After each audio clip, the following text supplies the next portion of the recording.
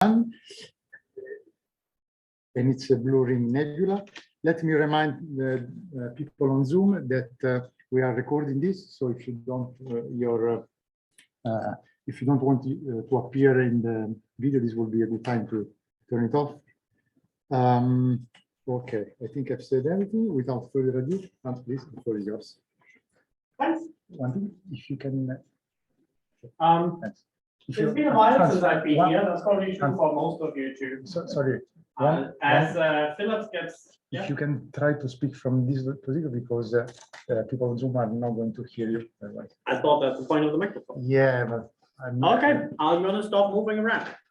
And as Phillips gets emptier, like my hair has gotten longer. It was significantly shorter last time I was in Phillips. So as more people return, I'm going to cut it off to make up for that, so that the thing gets closer. Sorry, this is Amy. I don't see your screen on Zoom. Just you. I'll leave that to those poor people who insisted on using their own laptop. Okay. Maybe you want to share. And if it makes you feel better, I didn't see my screen either.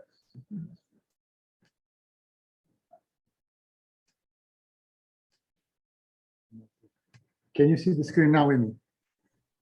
I see something.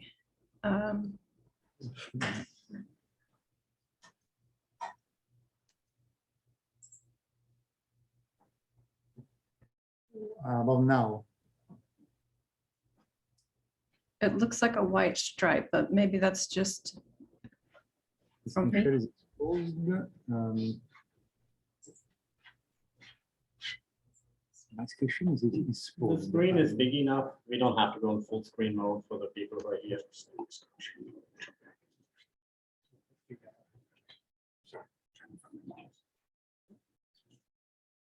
It's on the other side, on the right. Okay.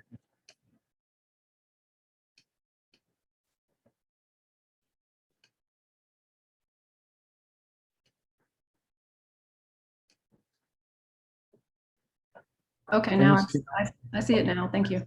Sorry about that.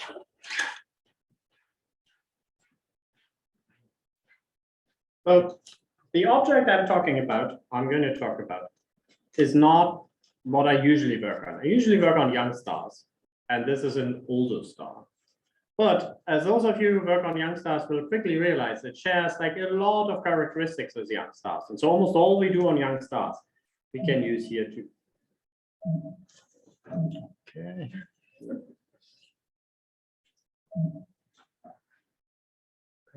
Let's go to. Okay. Now. I like that sound. I think we're on the Zoom window rather than the PDF window. Can you go to Or maybe just not double the screen.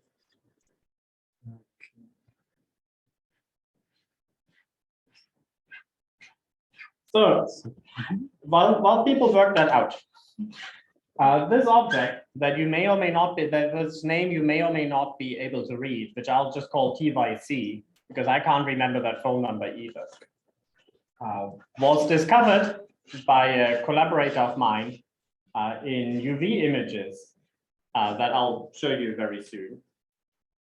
Let's just skip over who I am, because we spend a lot of time on getting Zoom set up.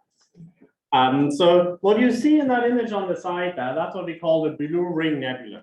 This is all from Carrie Hoadley's 2020 Nature paper. And so I saw that paper. I've been working with her on other things. I saw that paper and said, this is an interesting object. We should probably observe it with Chandra. That was just shortly, I saw it just shortly before the proposal deadline, like a couple of weeks before. And then I went into the archive and discovered that it had actually been observed serendipitously while somebody looked at some galaxy cluster or something that happened to be close by. But this is why this object is interesting. It has, so you see that far UV image on the side, the side. It's that dark blue is far UV. The reddish here is H alpha. And there's also a little bit of near UV in there. And so this bluish thing here is a cone-shaped nebula there's a sketch on this side. So what Kerry did then, that it's spectroscopy. It's marked down here where exactly they took spectroscopy, so we know how it's moving. You can measure it in H alpha. You can see all sorts of things, and you see that what we have is it's a cone-shaped thing that moves towards us as it widens and moves away from us, and we are looking almost but not quite down the axis of the outflow, the symmetry axis of the outflow. And so what we see is essentially like we look under the sides of this cone or this cylinder in the UV. And we think that this reddish stuff here, this H alpha, that's the forward shock. So this material flows out with a few hundred kilometers a second. It hits into the interstellar medium, it sweeps that up, it decelerates, and you get a forward shock that glows in H alpha. And because it decelerates, you'll also get a reverse shock that drives back into the outflowing medium and heats it up into this far UV emitting thing. And of course, you wonder, why is that? Where does all this outflow come from? And so the best explanation that we have so far is that this is a post-merger object, an object that has recently accreted its secondary. Why do we think so? We think so because you can look, when you look at the central object, just a central object, not this outer nebula, and you make an SED, then you notice the spectral energy distribution. You notice that there's a star, this is a star, but there's this huge extra emission here at longer wavelengths, at cooler temperatures. And for those of you who've ever looked at the spectral energy distribution of a young star, that's exactly how a young star looks like and how we find that. So from the analogy of young stars, we know that what we are looking here is a disk of gas and dust that's surrounding that main object. And the temperature is maybe 1,000 Kelvin or so. You can just fit a black body to those points and then you get the temperature. And if that's about 1,000 Kelvin, then you can say that it has a radius that we are not going to resolve in this object. It's kiloparsecs away. It's not in a close by star forming region, anything like that. And from the UV, we know there's plenty of molecular hydrogen in there because that's what most of this shining UV is, so that there must be gas in the system too.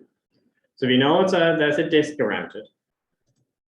And we believe that the disk formed in this way. Now, this is again taken from her Nature paper, and you need to follow the A, B, C, D, E, F. You need to read that upside down in columns. I have no idea why they formatted it that way, but that's how it is. So we believe we have a binary system where the central star, the primary, the red star, expands because it reached the end of its main sequence lifetime. As it expands, it triggers tidal interaction, it throws off winds. And so what happens is that the companion spirals in slowly because there's suddenly more forces that make it spiral.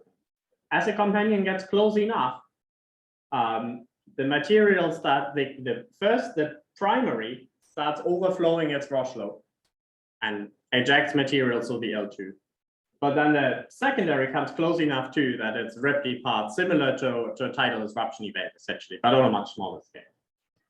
And so from this material, from this like ripping apart and this Rochlot overflow and all the stuff, you form a disk. And that disk, is indicated in blue there. That disk sits outside, and there'll be some magnetic field, presumably, that threads through that disk and launches winds in some way. We don't know exactly how that is, but by analogy to young stars, I mean, we know there are these outflows because we see them. And by analogy from young stars, it'd be very surprising if magnetic fields weren't involved in some way.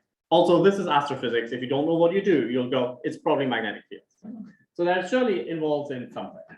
As the secondary spirals in, the secondary today has been fully integrated, fully absorbed, fully fallen into the primary. And because the primary is actually much bigger, we probably won't see that ever again. And that outflow then hits, as I said before, that outflow hits the ISM, and so we'll end up with like a dust and molecule on the outside, and then a reverse shock that heats the inside.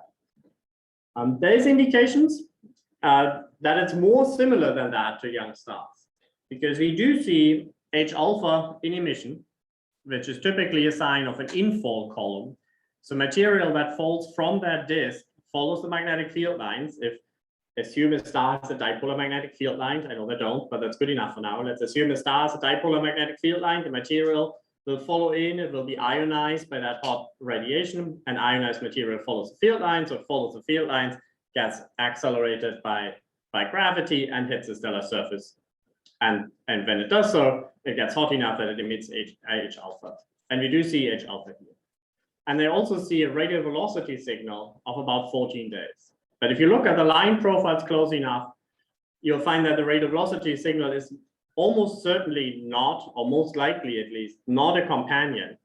But what you see instead is that that radial velocity signal comes from stellar activity, something on the stellar surface with a rotation period of 14 days. And so again, like we won't necessarily expect that on a star like this, but young stars which have these disks which are accreting, you see accretion spots on the stellar surface.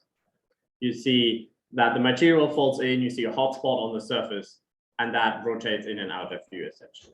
So there's a lot of indications that this behaves very similar to what a young star would do. Now here's the Chandra observation. It's an 8.7 kilosecond observation. I believe that's the shortest observation I've ever done science with, because we rarely observe anything less than 10 kiloseconds. The source is on one of the outer chips. In fact, the source is exactly here. I forgive you if you can't see it. I'll show it in a second. But the main targets are down here. And so when we look at this in a little bit, because it's so far off, while I'll zoom into that, it'll all be a little wider, like the PSF just isn't as good that far. So what I'm going to do now is I'm going to apply an energy filter and only show you photons from the energy range where we expect such an object based on what young stars do to shine. So this is from 0.5 to 3 keV, which is where we expect the bulk of the emission to come from. And by doing so, because the background comes at many, many different energies, by doing so, I cut the background enough that I can run a wave detect and find 3 sources which are circled in yellow here. This white circle here in the middle, that's the position of TYC. The size of the circles is the PSF from Chandra. So it's wider over here than over here because we're so far off axis. And the yellow stuff here is the outline of the chips. The background map, these white contours is the far UV, this Blue Ring Nebula that I showed you in the first image. And the whitish grayish background here is H alpha. So you see H alpha right here, you see like another color. And then every individual photon is color coded by energy. I do that to show to you that there isn't a lot of structure that there's like over here, for example. But I hopefully can convince you that this thing is a real source. And I'd be very surprised if these things and these were not also real sources. Like the wave detect spits them out at like a 2.8 or something sigma source.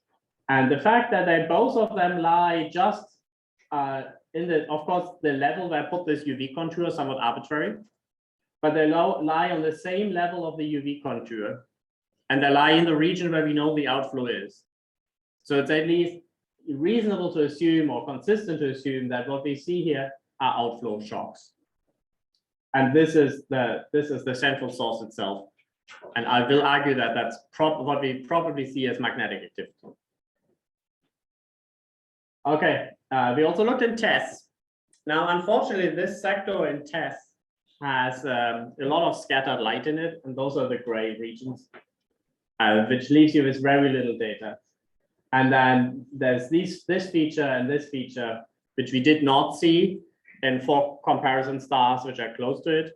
But this is also about the period of TESS. TESS does a 28-degree sector, which is observed in 2 bits of 14 days each. And so we are looking for features that have exactly the same spacing as the TESS systematics have. And we are looking for features that are periodic, but we only have this thing. We have no idea what's here because of the scattered light. But let's at least say it's consistent with there being a 14-day period, as indicated by the radial velocity measurement. So that's another indication that there probably is some type of stellar activity, some up and down, some spots that are going on. And here, Chandra spectra. I know that's not the best spectra you've ever seen. Remember, this is serendipitous, not even 9 kilosecond observation. This is bin to 2 counts per bin. So of course I did not do the fit on these error bars. I used like an unbinned cache statistic fit. But what you see is on this side, TYC itself, and on this side, these 2 outflowing things that I believe to be outflows merged. The black is a scaled background in much smaller binning. And so that's, I hope I can convince you that there is like 8 or 10 photons in the spectrum at a known energy between about 0.5 and 2 keV, where we do see a source signal from the TYC object itself. Now I did fit a model. I fit a model like fixing the column density based on the absorption that's observed in the optical. I fit a model that left the column density free, but of course the parameters of this model are not going to be terribly well constrained because all I'm having here is 11 photons. Okay, on the other side, this is the outflow stuff, similar idea. So I'm going to fit a model, and what these models are, they're thermal because I expect a corona, I expect a shock, it's only thermal APAC emission line models because that's what we expect there to be. And they have temperatures consistent with what we expect them to be. But I'm not going to give you a formal error bar on any of those things because the error uncertainty is obviously huge. Okay, but even if you don't believe the spectral properties very well, there is a source and we can integrate that up. We can measure the LX and we compare that to what other stars do. On this side, the y-axis is the LX over L ball, the X-ray divided by the bolometric luminosity compared with the period of the star. That gray is a mixture, it's like from Nick Wright's sample, which he did when he was a postdoc here. So it's a bunch of young stars, mostly young stars, some main sequence stars. And you see there's a saturated regime where the LXL ball is about -3.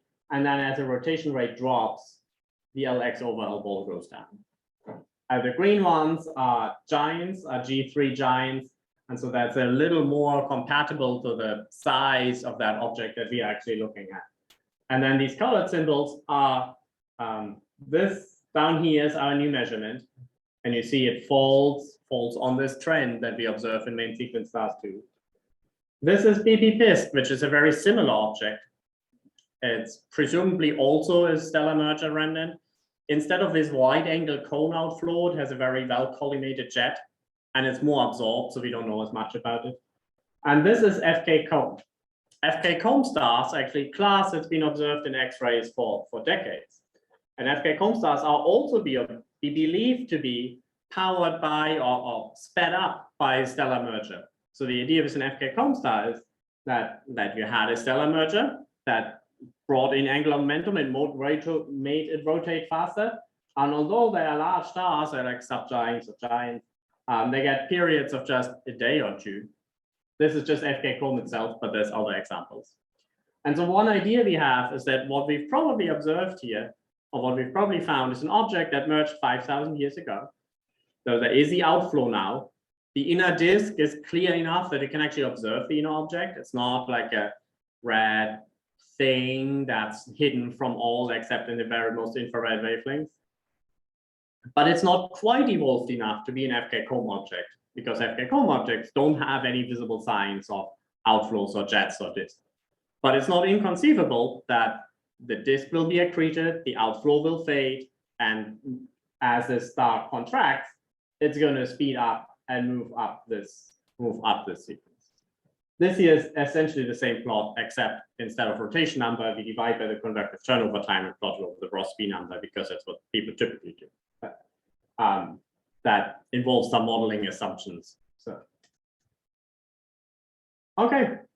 So I hope I've convinced you that X-ray emission is present, although the parameters are a little bit uncertain. We have an accepted XMM C-target proposal to follow that up with a deeper exposure. Chandra is essentially useless because it's too soft to observe. This target is too soft to be seen through the its contamination. The radial velocity and test indicator period consistent with rotational variability. Rotational variability means a convective dynamo. A convective dynamo means X-rays. So the LX over L ball fits what we see in dynamos, and the MESA models, which is a stellar evolution code, indicate that there's in fact two small convective zones that you expect to form after that merger. And one of them is close to the surface and could drive a small scale local convective dynamo. Now, these models have a number of assumptions. So we can't necessarily use those models to predict the X-rays, but as we see X-rays, that's a good indication that what these models produce is not entirely useless. But I wouldn't take the model to give you the exact size of the convection region or something. I believe there's collimation shocks in the outflows, although if you want to come up with some other explanation for that, that's okay. Because the properties are badly constrained, but it's consistent of having a wide angle outflow with just a couple of denser pockets in it, which would be dense enough to make X-rays, because the X-ray emission goes up as n squared, so you only need to make them a little bit denser to make significantly more X-ray emission. Because the question is then, of course, why don't we have a large-scale X-ray emission that covers that entire outflow? And so some reasonable homogeneities and densities can do that. The X-rays are not caused by accretion. The star is too big, the inflow velocity is too small to make accretion. But both scenarios, like the collimation shocks in the corona and the outflows, because in order to make these outflows, we need a magnetic field. Both of these require magnetic fields in some way. So even if you don't believe the corona, if you think the star, the X-rays are the outflow shocks at the bottom, you still need a magnetic field. And so the conclusion that these X-ray emissions, that these Chandra observations show us that there has to be some type of magnetic field is actually quite robust. And MESA models that indicate that there'll be an outer convective layer. Do you have any questions?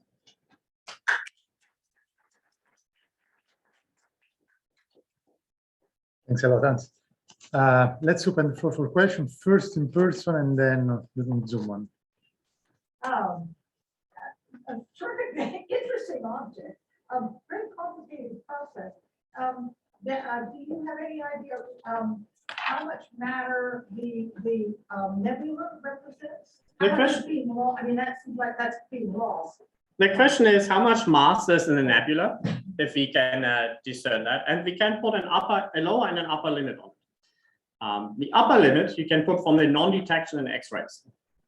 If it's fast enough that it goes through a 400-kilometer shock, it should make X-rays. But the fact that we don't see a large-scale X-rays just in these small regions means that we can put an upper limit on the density, and then we just integrate that.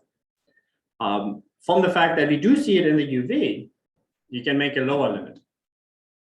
And both of them are consistent, and there's some space in between. And the number, I believe, is 0.008 solar masses. But before you do science with that number, let me, please open the paper, which is accepted by now, and make sure that I didn't mess up a zero as I said that. But we can calculate it, it's consistent. Yeah. Any more questions? Yeah.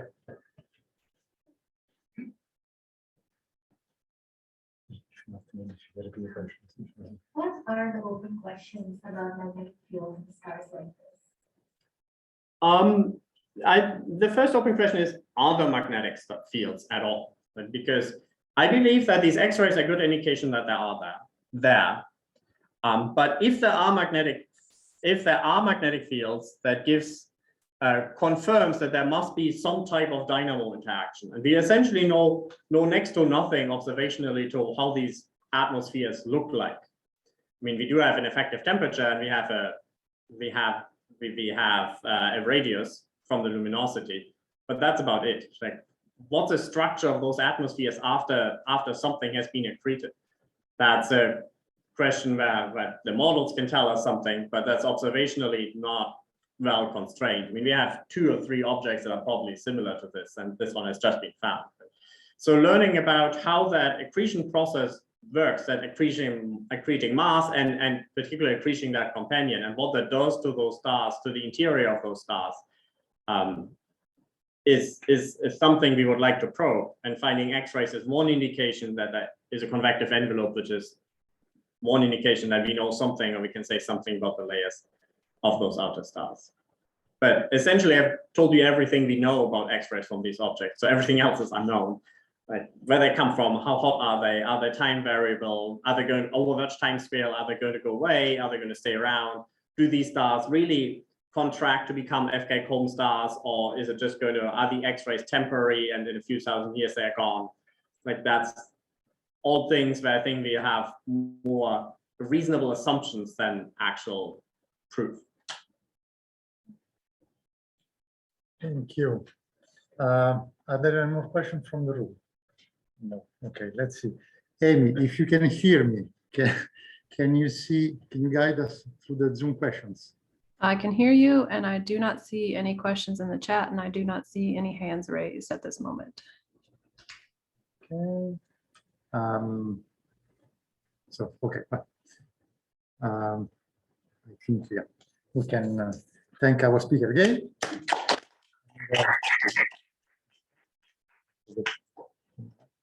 Thank you. Okay, let's move now to Kristina. You want to make Kristina co-host first? Which I cannot. Yeah. Amy, can you please make Kristina co-host? No, Amy asked me to do that Oh, because you are the host. no, Participate. if I can. Okay. Yes.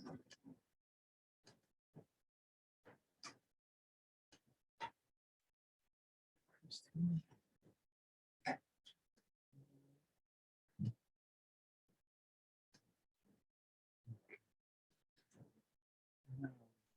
You want to stop share?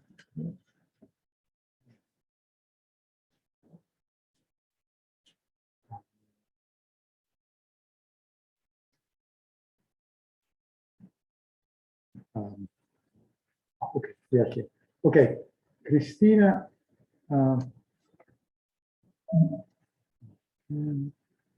Let's see.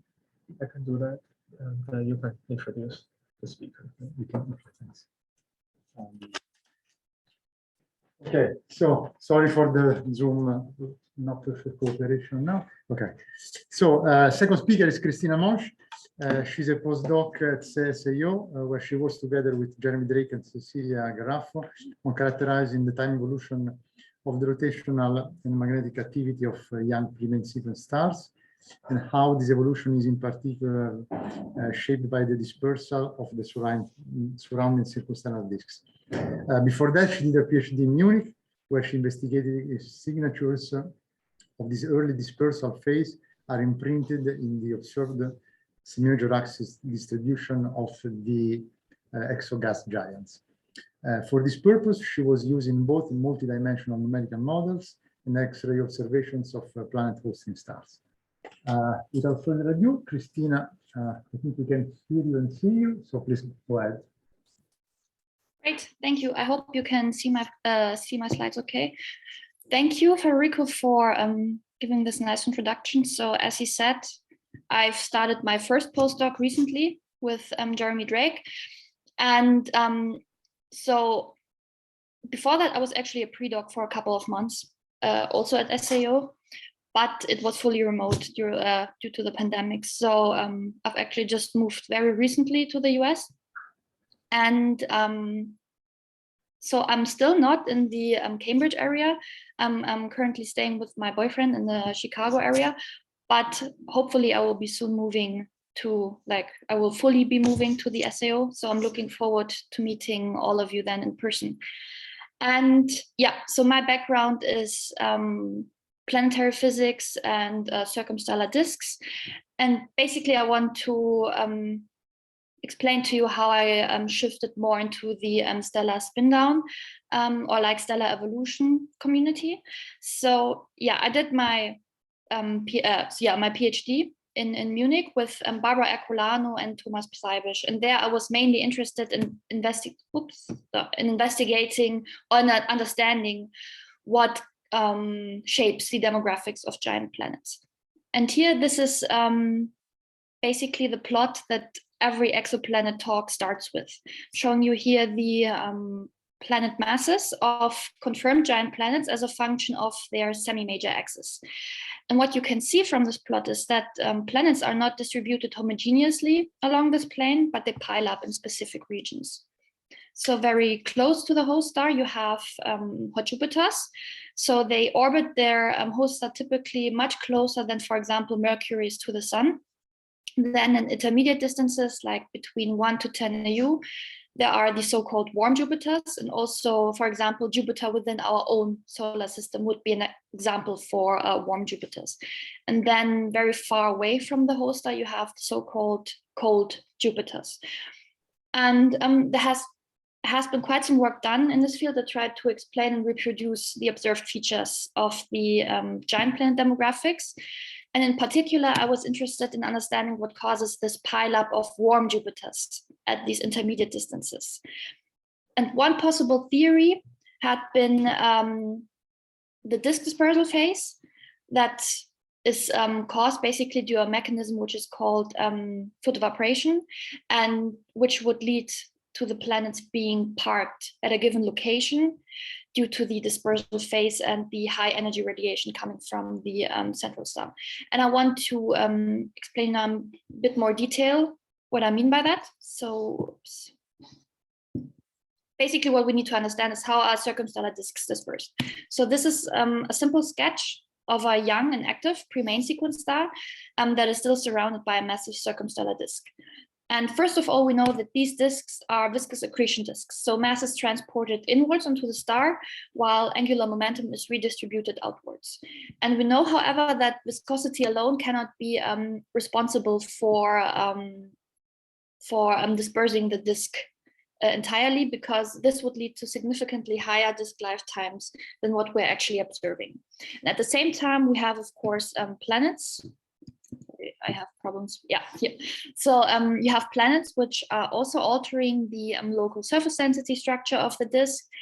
And last but not least, the stars, of course, continuously irradiating its surrounding disk, mostly via UV and so UV photons and X-rays. And this will heat the outer layers of the surrounding disk, therefore increasing their kinetic energy.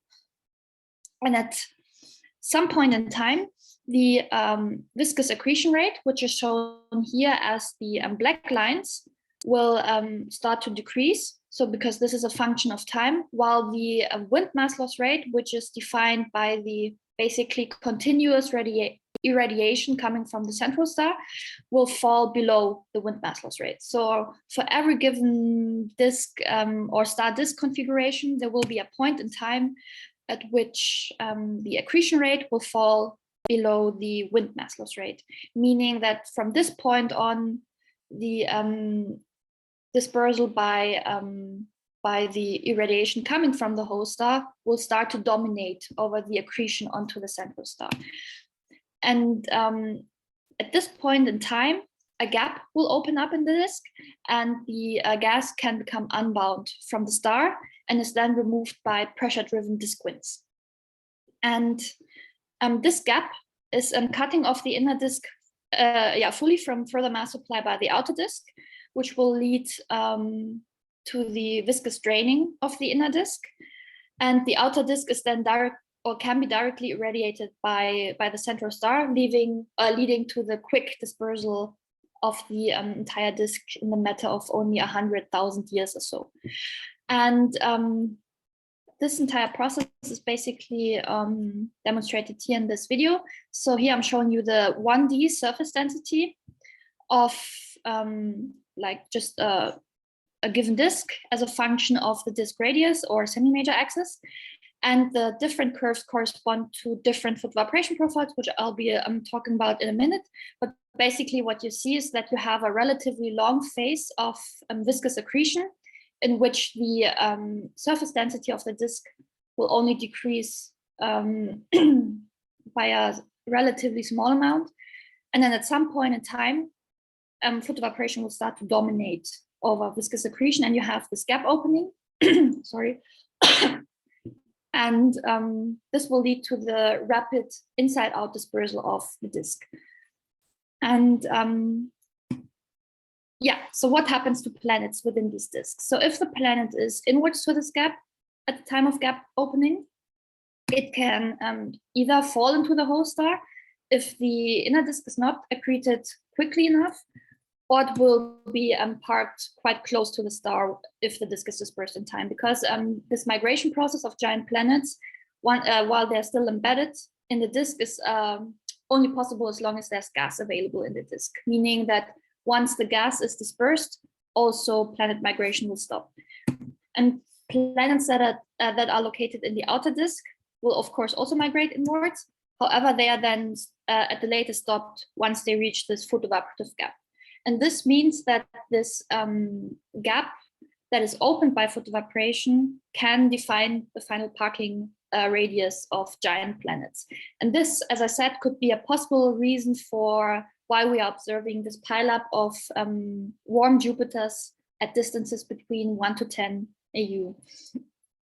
However, so in the video, I was showing you different curves, and they are for different photoevaporation profiles, because the location of this gap, as well as the timescales in which photoevaporation is able to remove the disk, very much depends on the photoevaporation profile, you assume. So this is demonstrated here in this plot on the top right, which shows you the normalized mass loss rate scaled with the disk radius squared as a function of disk radius for the three main photoevaporation profiles. And I'm talking here only about internal photoevaporation, meaning radiation coming from the central star. And I'm not talking about external photoevaporation by nearby massive stars. So what you see is that this green line is the EUV profile. It's historically the oldest photoevaporation profile. And EUV photons have high enough energy to ionize hydrogen, meaning that they can very efficiently heat the inner parts of the disk. However, they are relatively quickly absorbed by the gas in the disk. And this is why the EUV profile is mostly concentrated in the inner parts of the disk and close to this gravitational radius, while X-rays, especially soft X-rays, are more energetic, and therefore they can penetrate the disk deeper. And therefore, they will lead to a more efficient heating and more efficient dispersal of the circumstellar disk. And the FUV profile, which is shown here as the red line, is less energetic than UV, meaning it can only dissociate hydrogen molecules. But this also means that it won't be absorbed by the disk as quickly, and therefore it becomes mostly efficient in the outer parts of the disk. And this is also the reason why many external photoevaporation models predict that this is the most dominant kind of photoevaporation or like most dominant type of radiation that is responsible for the dispersal of circumstellar disks. And this is so what I've just said with the how deep the different kinds of photons can penetrate is shown here in the bottom right, where I'm showing the penetration depths. So, and what's important to note here about this plot is that this only shows the normalized mass loss rate. So if you plot the total mass loss rates, and you will see that these different curves can actually differ by a few orders of magnitude, meaning that, so for example, the blue line would be 2 orders of magnitude higher than the green line, meaning that X-ray photoevaporation is much, much more effective in removing the disk than, for example, EUV. And this also will affect the location of the gravitational radius and where planets can ultimately end up within the circumstellar disk. And the main focus of my work during the PhD was to understand how this disk dispersal phase can affect the demographics of giant planets. And this is why during the beginning of my PhD, I had constructed a catalog which contains the X-ray luminosities of giant planet hosting stars, as well as the orbital properties and like physical properties of their planets. And for that, I was collecting Chandra, XMM Newton, and ROSA data, so archival data, and calculated the X-ray luminosities and so on in a consistent way throughout the entire sample. I guess, so this has been published a few years ago, so the catalog is probably already a bit outdated because, you know, we keep discovering exoplanets. But already in this relatively small sample, we were observing something quite different. And of course, I think I don't have to convince you that such kind of sample is subject to many observational biases. Not only when it comes to the, to the exoplanet detection techniques, but also when it comes to X-ray observations, especially of planet hosting stars.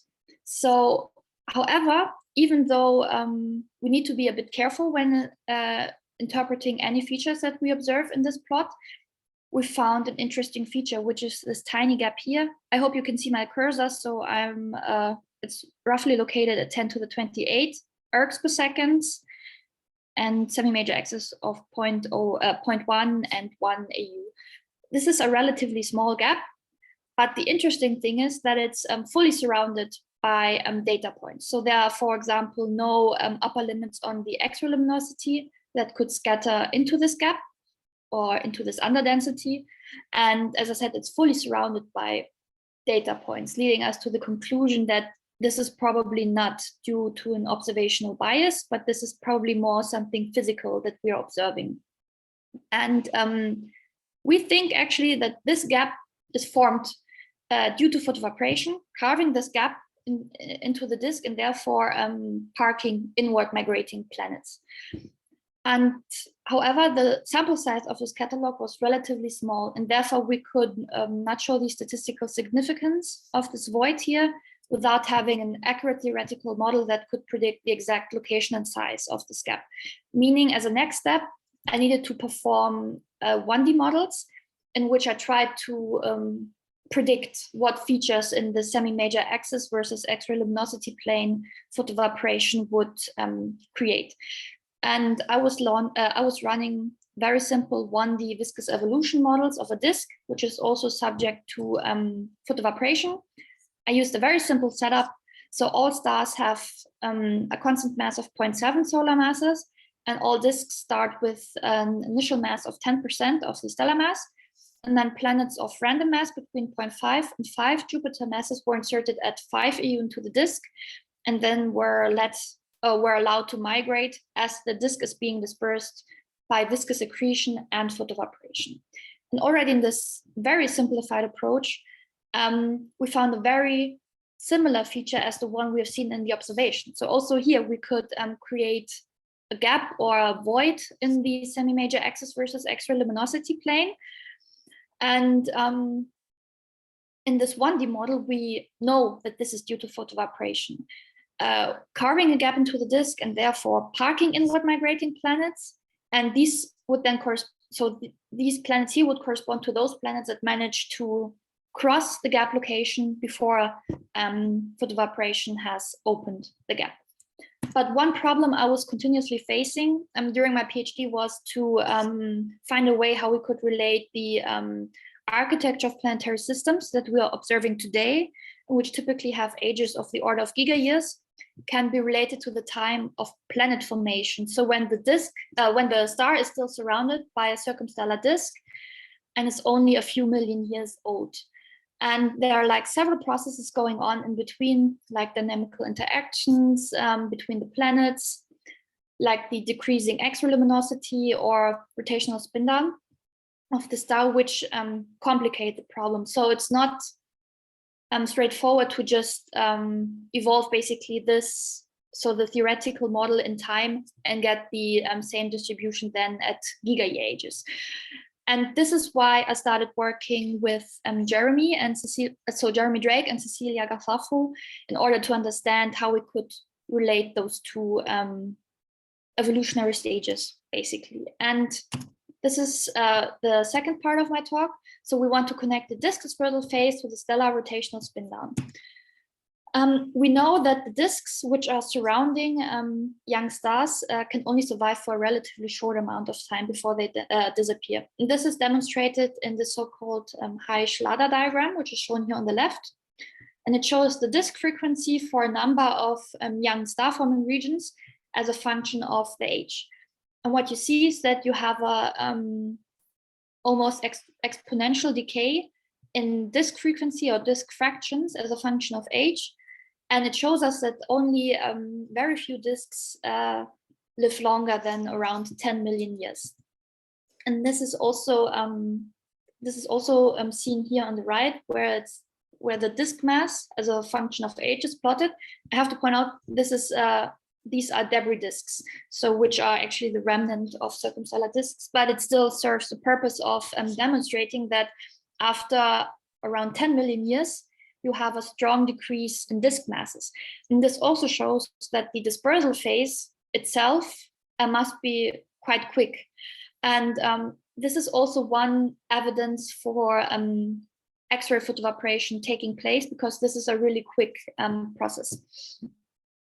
Yeah, and even though this the circumstellar disk phase is relatively short, we know that this can have a profound effect on the later stages of stellar evolution. So this is then demonstrated here on the right, which shows the rotation rates of a number of open stellar clusters as a function of their age. Starting from the pre-main sequence phase and going up to very late or very old stellar clusters. And what we can see is that during the first few million years, when the disk is still present, the stellar rotation is basically constant. And this is due to this effect known as disk locking, meaning that the circumstellar disks are basically breaking stellar rotation. However, as soon as the star has gone, or as soon as the star is getting rid of its disk, also the star can start to contract, and therefore its rotation is increasing, or rotation rate is decreasing. And this is basically the same as when you're sitting on a chair, right, and you're turning, and if you put your arms very close to your body, you will start rotating faster, right, than if you put your arms out. So this is then leading to the spin up of the young stars as they are heading towards the 0H main sequence. And at this point, they will have dispersed all of their disk.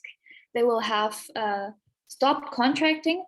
And from this point on, they will just basically lose mass via magnetic winds, like stellar winds, sorry.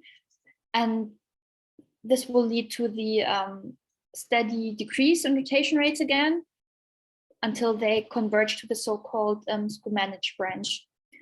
And this shows that this relatively short phase of when the circumstellar disk is still present, even though it's relatively short, it can have a profound effect on the later stellar spin-down evolution and how much time basically the star has to spin up before it's spinning down again. And this is so there are models which can predict how stars are expected to evolve. And I'm collaborating together with Jeremy and Cecilia. And Cecilia has developed a model which includes, or which considers, the magnetic complexity of young stars. So many of these stellar spin-down models assume that stars only have a dipole morphology in the magnetic fields. However, actually observations are telling us something different, so that we also have higher orders of magnetic fields. And with increasing complexity, you will have, so angular momentum will be removed less efficiently from the star. And this also affects, of course, how stars are expected to spin down. So this is shown here on this plot here. So the left only considers dipolar magnetic fields, while on the right we include higher order magnetic fields. And what you see is that with dipoles only, you have a very efficient loss of angular momentum, and the stars will quickly converge towards the Skumanich branch. While with higher order magnetic fields, you have a much longer phase where the stars haven't converged yet. And this is basically the basis of our model.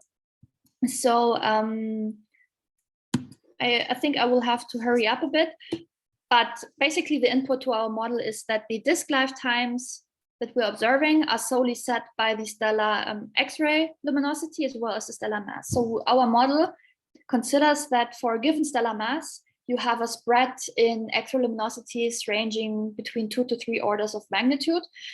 And for this, we can then calculate the disk lifetimes, which is shown here on the right. And the model is the blue line, while observations for Lambda Ori, for example, are shown as black crosses. And our models can reproduce very well the observed inner disk lifetimes. And the main assumption of our model is that the disk lifetime is solely set by the stellar X-ray luminosity in stellar mass. And this gives you then a distribution of possible disk locking times for given stellar mass, while previous model only considered, or usually considered, a constant disk locking time throughout the entire cluster.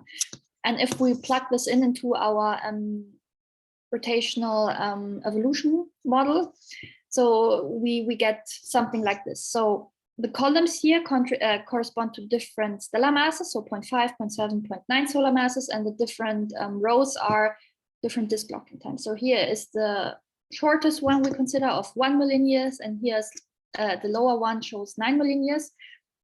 And just by looking at this plot, it looks quite, the differences look quite subtle, but if you look closer, you will, for example, see that the stellar mass will determine basically the height of this Guenther branch, so at which rotation period all the stars will converge to, while the disk locking time will define the amount of fast rotators in this lower branch here. So it's definitely important to consider both the stellar mass and rotation period, disk locking time in our model. And these are the last plots I'm showing, so I'll be done in a minute or so. This is currently work in progress, but we want to, so it's of course interesting to understand how different properties or initial conditions are affecting our model. But of course, we want to be able to explain the observed rotation periods of open clusters.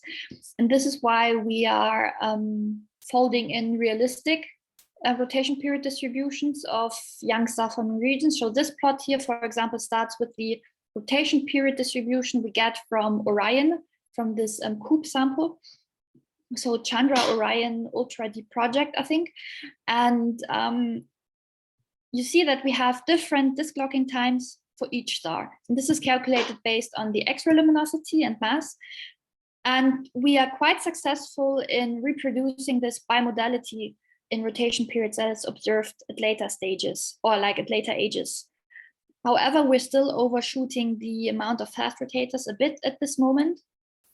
However, in this context, I would also argue that Orion is probably not a very correct, very typical star-forming region. So we also have to consider the effect of the environment, because in Orion you have many high mass stars lying around, right, which will probably shorten the disk lifetimes also due to external photovibration. So what happens if you, for example, use Taurus as an initial sample where you have basically no high mass stars present? And here we can already reduce the amount of fast rotators at later ages quite significantly. And yeah, so the next step is to investigate the impact of the radiation environment. So including also external photovibration into our model. And I'm running a bit out of time, so that's why I'm leaving with my conclusions, so the most important conclusion is that the disk lifetimes are basically set by the stellar X-ray luminosity and the stellar mass. And we need to assume a distribution of disk locking times when we model the rotation evolution of stellar clusters, rather than just assuming a constant disk locking time. And also that magnetic fields, or like the magnetic field morphology, is very important in understanding or in reproducing observed rotation period distributions. So yeah, thank you very much. And I'm happy to answer any questions you might have. Hope you get that. So thanks so much for this wonderful presentation of your work. So do we have any question from the audience? Yes. Just a second, the mic is arriving. Hi, that was really interesting. Thank you. I had a question about that particular animation that you showed of the plots where you saw the accretion disk basically turning into planets. I was just, that was really, really cool. And I was wondering if that's available like online somewhere or somewhere we could get access to it. So I do a lot of science outreach, and that's a really cool way of showing planets forward. Ah, cool. Thank you. Yeah, sorry, my laptop is lagging a bit now. But yeah, I can. So it's not available online. I just made it in Keynote. So it's a very, a very, I don't know, amateur animation I did in Keynote. But yeah, for sure, if you're interested, I can for sure send it to you. And Okay. yeah, it's a good point. I will probably also put it online. I'll drop an email. Thank you. Well, you said it's a simple thing that you put together. It serves the purpose really well. Yeah. Thank you. Thank you. Any more questions from the room? I think so. I think no. So, oh, there is a question. No. I will just quickly stop sharing and change my setup. Sorry, so that it's easier for me to. Amy, can you see any questions from the Zoom people? Yeah, there's a question from Scott. Scott, do you want to go ahead? Yeah, if I could figure out the mute. Yeah, so this was a great talk. Thank you. Really interesting how you handled fairly, a fairly complex set of topics. But when you're folding in Cecilia's complexity, I was trying to understand, does the X-ray luminosity directly relate to the field complexity? Can you use it as a proxy, or are you using sort of the spin-up rate as a proxy to tell you how complex the field must have been? Which way does that go? So the X-ray luminosity itself only goes into the calculation of the disk lifetimes that I'm assuming. And Cecilia has put lots of work into finding how the magnetic complexity scales with stellar properties. And she found a correlation between the order of the magnetic field, which she defined as N, and how it scales with the Rossby number. So with the stellar rotation period as a function of convective turnover time. And that's what you use as an input. So we evolve. I have a backup slide here somewhere. This is the plot I'm talking about. So this is how the magnetic complexity scales with the Rossby number. And yeah, we're using input from stellar evolution codes. So from the Smith tables, for example, where we then get for each time step the Rossby number, the moment of inertia, etc., and then self-consistently calculate the rotation period based on this. But so in the magnetic complexity calculation, the X-ray luminosity itself doesn't really go in there. It's just for my disk lifetimes. Thank you. Thank you. Amy, can you see any more hands raised? I don't see any other questions in the chat or any additional hands raised. Okay. Well, so in this case, let's thank our speakers of today again, and thanks all for coming to this inaugural seminar hybrid format. Thank you. And now I think I can close the Zoom. Please have the pizza before you leave.